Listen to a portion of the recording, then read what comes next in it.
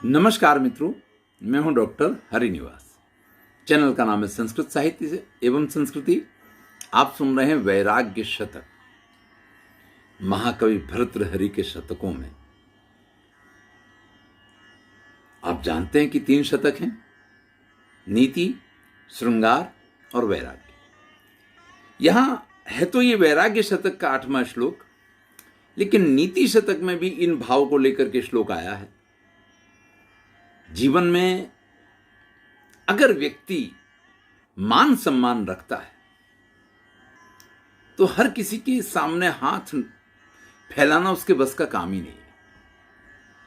मनस्वी व्यक्ति की बात करते हैं कि दीना दीन मुखै सदैव शिशुकै आकृष्ट जीर्णांबरा क्रोशद भी क्षुदितै निरन्न विधुरा दृश्येत चेद गेहिनी यांचा भंग भयेन गद गद गल त्रुट्यद्विलीनाक्षरम को देहीति वदेस्त्वदग्ध जठर श्यार्थे मनस्वी जना।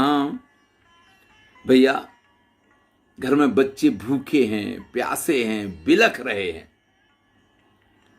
अपनी मां की जीर्ण शीर्ण फटी पुरानी साड़ी को पकड़ पकड़ के खींच रहे हैं। देखिए, नई साड़ी हो, पकड़ के खींचो तो फटेगी तो नहीं, ये तो और फट जाएगी। रो रहे हैं क्योंकि भूख से व्याकुल हैं। बार बार माता से कह रहे हैं, मां मुझे कुछ भोजन दो, बहुत जोर से भूख लगी है।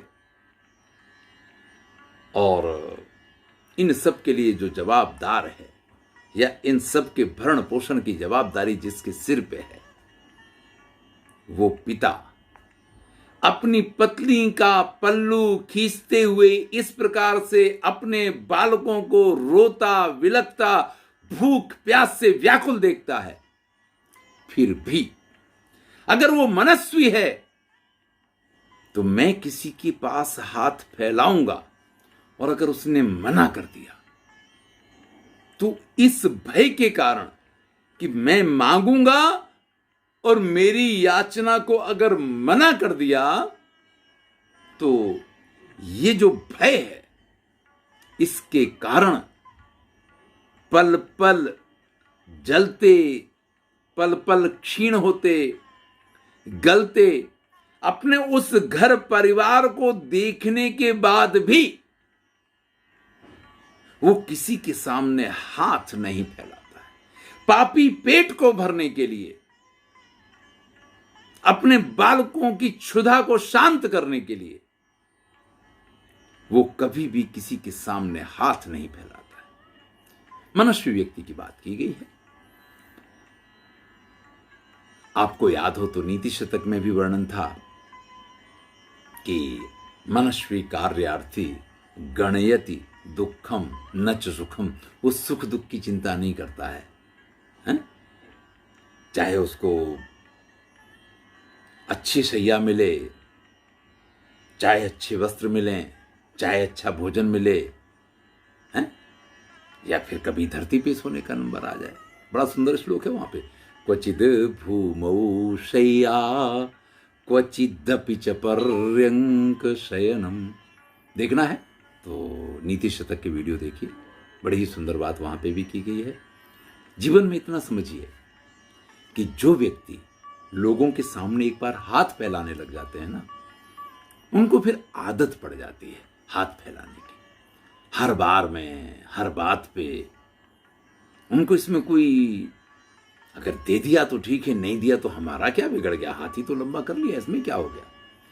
लेकिन जो समझदार हैं, जो मनस्वी हैं, जो स्वाभिमानी लोग हैं, वो अगर हाथ फैलाया है तो फिर वो याचना या तो पूर्ण होनी चाहिए, और अगर पूर्ण नहीं हुई तो जीवन उनको व्यर्थ लगने लग जाता है।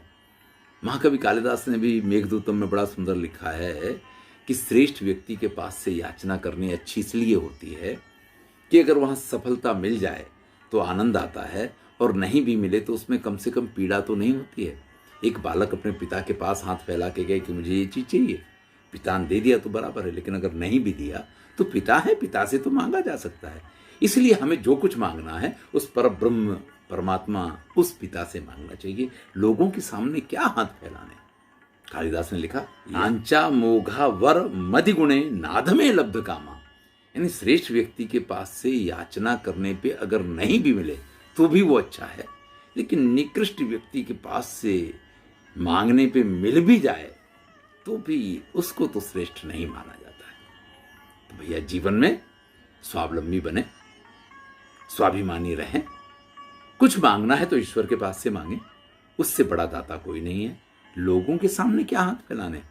अरे लोगों के लिए तो अपने हाथ खोल के रखिए, देने के लिए, मांगने के लिए नहीं। धन्यवाद। मैं हूं डॉक्टर हरिनिवास।